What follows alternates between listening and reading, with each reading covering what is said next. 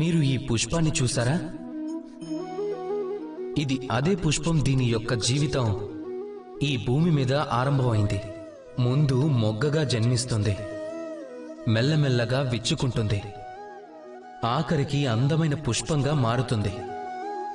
చూసేవారందరూ దీనిని ప్రశంసిస్తారు.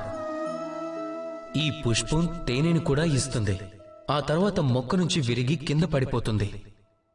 ఎందుకు? ఈ పుష్పం ఎందుకలా పడిపోతుంది? ఆలోచించండి. ఆ మొక్క మీద పుష్పంగా ఉండటం ఈ పుష్పం యొక్క అధ్యయనం కానే కాదు. ఒకవేళ ఈ పుష్పం దేవతల పాదాల దగ్గర అలంకరించబడచ్చు, లేదా ఒక స్త్రీ తలలో అలంకరణగా మారచ్చు, లేదా ఎవరికైనా ప్రేమ వ్యక్తపరచటానికి ఉపయోగపడచ్చు. చూడండి, జీవితంలో లక్ష్యాన్ని సాధించాలి అంటే యాత్ర గురించి భయం ఉండకూడదు. మన ఉనికిని పెంచుకోవాలి. వారి నుంచి మీరు తప్పించుకొని దూరంగా వెళ్లాల్సి ఉంటుంది, ఎవరైతే మిమ్మల్ని ఈ ఉనికిలోకి తీసుకొచ్చారో. ఇదే జీవితం యొక్క నిరంతర ప్రక్రియ. రాధా కృష్ణ.